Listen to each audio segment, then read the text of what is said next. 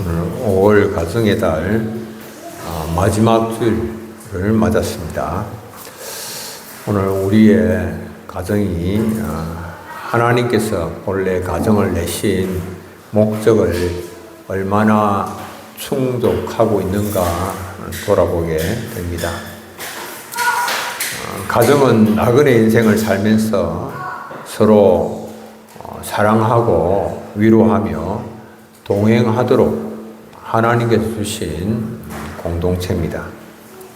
가정 안에서 사랑을 배우고 용서를 배우고 섬김을 배우며 또 우리의 성품들이 주님 닮은 성품으로 다듬어집니다. 가정을 통하여서 또 금보다 귀한 그런 믿음의 전수와 개성도 이루어집니다. 가정은 세상 속의 작은 하나님의 나라라고 말할 수 있습니다. 하나님께서 왕되심을 나타내는 가정이 되어야 됩니다. 하나님께서 가정을 내신 목적과는 다르게 현대의 가정들은 끊임없는 갈등으로 몸살을 앓고 있습니다.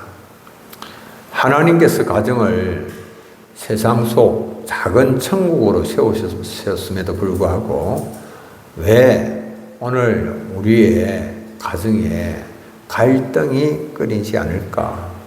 왜 다툼이 끊이지 않을까? 왜 그럴까요? 그것은 주변 상황 때문이 아닙니다. 환경이 좋지 않기 때문에 그렇다 아닙니다. 그것은 내 마음이 전쟁터이기 때문에, 영적 전쟁터이기 때문에 그렇습니다. 내 마음을 누가 다스리느냐라고 하는 겁니다. 내 마음을 육체의 소욕이, 육체의 욕심이 내 마음을 끌고 가느냐, 성령께서 인도하심에 따라서 내가 살아가느냐, 여기에 달린 것입니다. 우리는 가정과 교회가 위기에 처했을 때에 서로에게 고통을 더하는 자가 아니고 위로와 격려를 주는 자가 되어야 됩니다. 서로 간에 돕는 배필로서 배우자에게 무거운 짐을 지우는 자가 아니고 짐을 나누어 지는 자가 되어야 됩니다. 오늘 본문은 공동체 안에서 왜 충돌이 생기는가, 또 그것을 어떻게 극복을 할 수 있는가라고 하는 것을 보여줍니다. 당시 갈라디아 교회 안에는 심각한 갈등이 있었습니다. 그들이 갈등하는 것은 믿음으로 구원을 받는가, 아니면 율법을 지켜야 구원받고 하나님의 백성이 되는가, 이 문제로 인하여서 갈라디아 교회가 갈등을 했습니다. 유대주의자들은 말합니다. 할례와 음식규례 그리고 유대 율법을 준수해야 된다라고 강조를 했습니다. 그러니까 그 결과를 인하여서 교회는 서로 판단하고 정죄하고 편가르고 분열하였습니다. 이것은 단순한 의견 충돌이 아니고 육체의 욕심을 따른 주도권의 싸움이었습니다. 하나님의 나라를 유업으로 받지 못할 육체의 일이고 육체의 역사였습니다. 교회가 육체적으로 육체의 일을 그들이 영적인 사람들이 영적인 일을 해야 되는 육체의 일을 한 겁니다. 첫 번째로 갈등의 본질이 그러면 뭐냐? 갈등의 본질은 가정의 갈등은 가정의 주권이 주님께 있음을 인정하지 아니하고 서로가 주도권을 잡으려고 할 때에 발생합니다. 단순한 의견 차이 때문에 발생하는 것이 아닙니다. 서로가 육체의 욕심을 따라서 행함으로 갈등이 자꾸만 커져갑니다. 자기 욕심 따라서 행하는 거예요. 육체는 단순히 몸을 말하는 것이 아닙니다. 단순한 몸이 아니라 하나님 없이 내가 주인 되어 살려고 하는 그 본성을 말합니다. 내 안에 있는 이 육체의 소욕, 이것이 가정을 파괴하는 겁니다. 내가 주인이 되어서 내 뜻대로 하겠다, 내 마음대로 하겠다라고 하는 것이 자꾸 가정을 파괴하고 하나님께서 또 본래 의도하시고 목적하신 그것을 또 이루지 못하게 하는 그런 것입니다.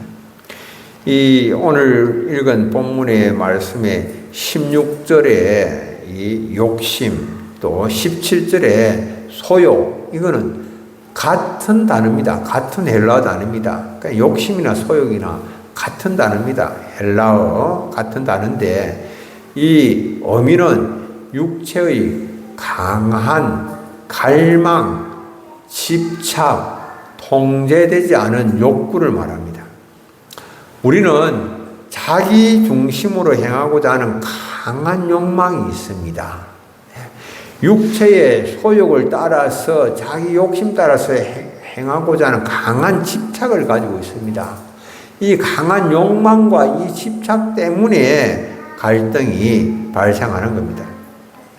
우리 안에는 육체의 소욕과 그것을 거스르고 그것을 반대하는 성령의 소욕이 있습니다.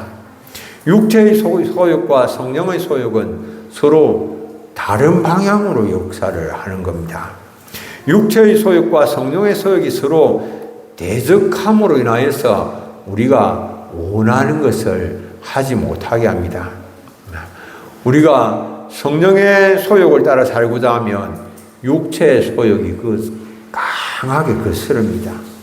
성령에 따라서 막 은혜롭게 그렇게 살아가려고 하면 그것을 이제 육체의 소욕이 자꾸 거스르는 거죠.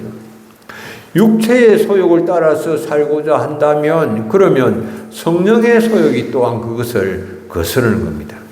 그래서 성령과 육체의 소욕 간에 충돌이 일어납니다. 이 19절에서 21절에서는 육체의 소욕에 따라서 발생하는 여러 가지 육체의 일들을 말씀을 하고 있습니다. 육체의 일들 가운데서는 먼저는 음행과 더러운 것과 호색을 들고 있습니다. 음행, 더러운 것, 호색. 이런 것들은 단순하게 그냥 개인의 도덕 문제를 넘어서 가정을 위태롭게 만드는 그런 육체의 소욕에 따라서 발생하는 육체의 일들입니다. 음행과 더러운 것과 호색이 육체의 일입니다. 음행과 더러운 것과 호색은 서로 다 이렇게 긴밀하게 연결이 되어 있습니다. 음행은 하나님께서 정하신 결혼을 벗어난 성적 죄를 말합니다. 더러운 것은 마음의 생각과 삶의 부도덕함을, 그리고 호색은 절제 없는 쾌락 추구에 부끄러움을 이런 방탕함을 말합니다. 이런 육체의 일은 개인의 영혼만 무너뜨리는 것이 아니고 이 육체의 일들, 이것은 가정을 파괴합니다. 순간의 쾌락을 위해서 육체의 소욕을 따르지만 정작 기다리고 있는 것은 쓰디쓴 관계의 파괴입니다. 남편과 아내의 관계의 파괴, 친밀한 관계의 파괴입니다. 그러나 성령의 소욕을 따라서 행하게 되면 참된 행복과 건강한 사랑의 관계를 경험하게 되는 겁니다. 육체의 소욕을 따르면 결국 가정은 분쟁과 시기와 분냉과 당짓는 것, 분열 등 육체의 일로 인하여 심각한 갈등을 겪게 됩니다. 가정에서 육체의 소욕에 따라서 뱉은 부주의한 말 한마디, 그것은 가족의 가슴을 오랫동안 아프게 하는 비수가 됩니다.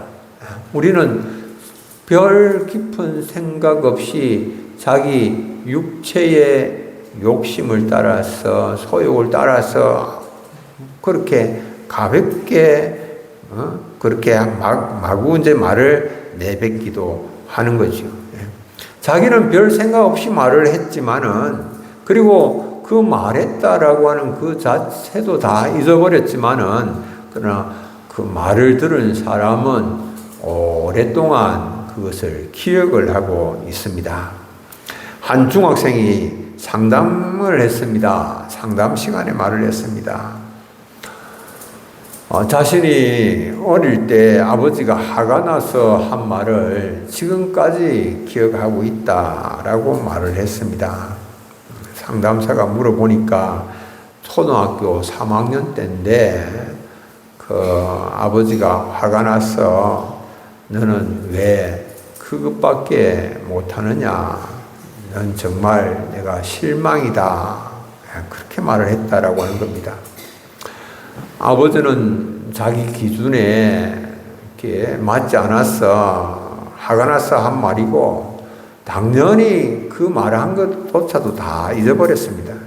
그러나 그 아이는 오랜 세월 동안 그 말을 잊지 않고 마음에 품고 있었습니다. 사람은 주먹으로 맞은 것보다 들었던 말을 더 오래 기억합니다. 가정에서 분내어서 육체의 소욕을 따라서 말한 것이 더 위험한 이유는 모르는 사람이 한 말이 아니기 때문이죠. 가장 잘 아는 사람이, 가장 신뢰하고 사랑하는 사람이 한 말이기 때문에 더 마음에 단단히 꼽히게 되는 겁니다. 더 단단히 그 말들이 상처가 되고 아픔이 되는 그런 것이죠.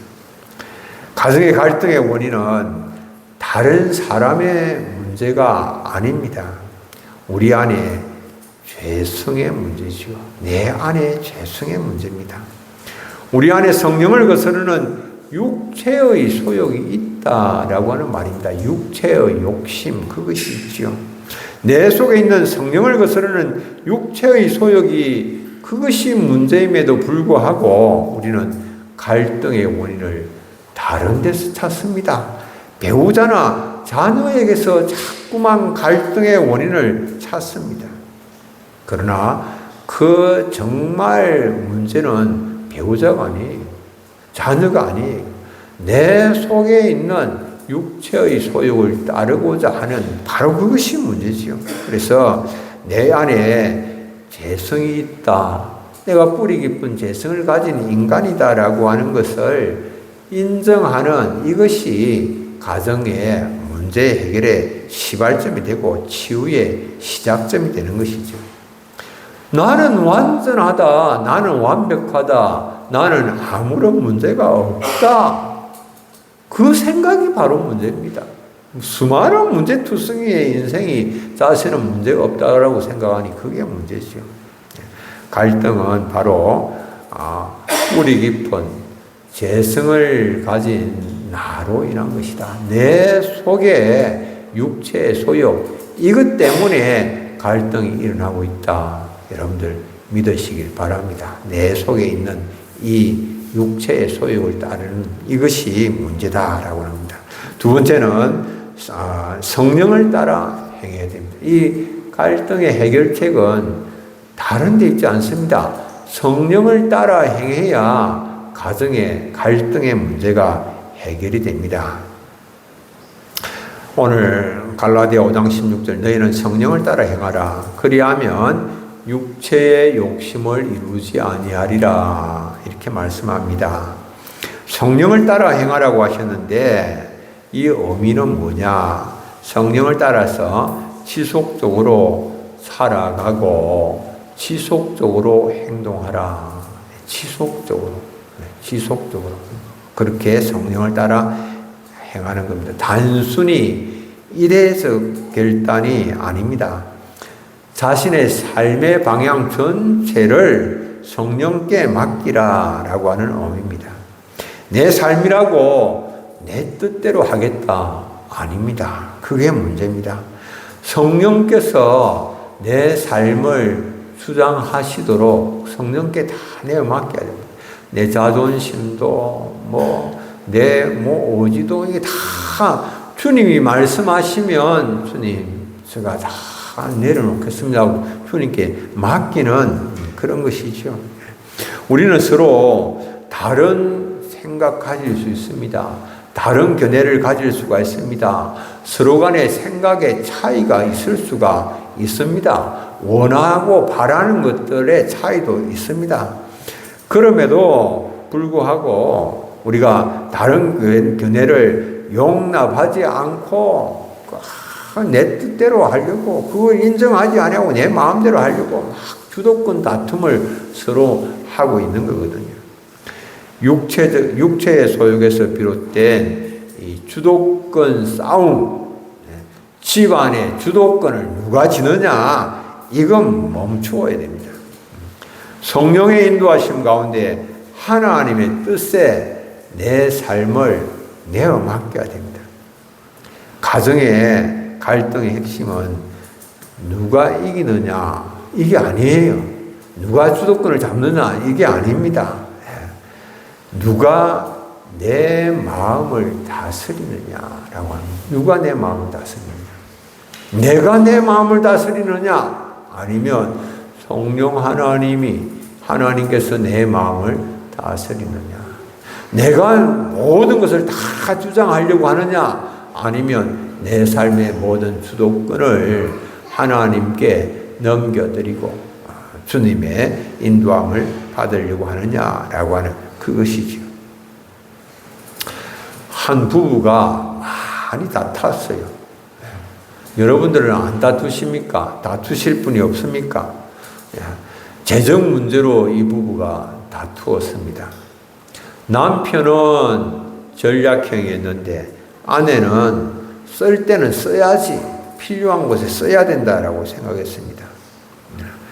그날도 카드 사용 문제로 크게 다투었습니다. 남편과 아내가 다투었는데 남편은 속으로 다짐을 했습니다.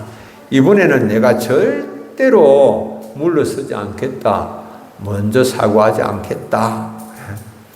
잘못은 저 사람이 했는데 내가 왜 물러서냐? 내가 왜 사과하냐? 내가 왜 먼저 손 내미냐? 이렇게 생각을 한 겁니다.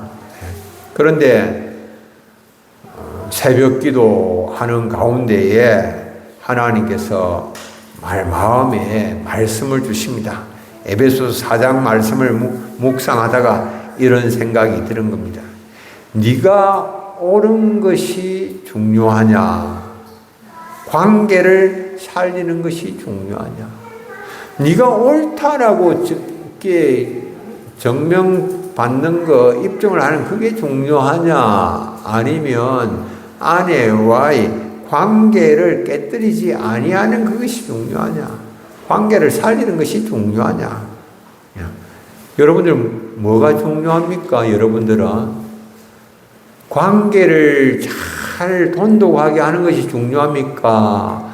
내 자존심 이거 살리고 내 하고 싶은 대로 내가 막 주도권 지는 이게 중요합니까? 어떤 게 더 중요해요?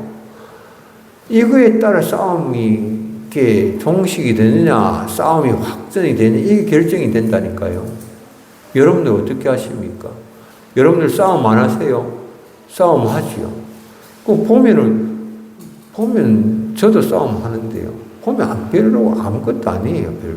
보면 별 것도 아닌 것 가지고 그냥 이걸 계속 지고 가는 거예요. 계속해서. 그래서 관계가 깨지든지 말든지 나는 간다. 나는 안 물러선다. 누구 좋으라고 그렇게 합니까? 하나님 기쁘시게 한다고 그렇게 하는 거 아니죠. 그 사탄이 좋아하는 일이죠. 사탄이 좋아하면 박수 칩니다. 자꾸 네 생각이 맞다. 네 생각이 옳다. 그래 해야 된다. 이번에 꺾지 않으면 이제 앞으로 절대 못 꺾는다. 이번에 완전히 꺾어라. 박살내라. 가는데 갈 때까지 가보자. 그런데 남편이 깨달았어요. 하나님께서 그런 마음을 주셨을 때에. 그래서 집으로 돌아와서 남편이 먼저 말했습니다. 여보, 내가 너무 공격적으로 말했어. 미안해.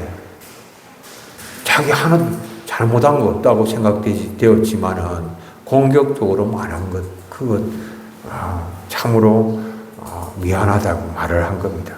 그러니까 놀랍게도 아내도 울면서 말했습니다. 나도 고집을 부렸어. 그 전쟁, 그렇게 해서 그 전쟁이 끝난 거예요. 그 냉전이 끝이 난 겁니다. 문제가 그날 다 해결된 건 아니지만, 그냥 그렇게 하면 그냥 끝이 나는 거예요, 싸움이. 그렇게 해서 정리가 되는 겁니다. 육체의 소욕은 뭐라고 말합니까? 내가 이겨야지.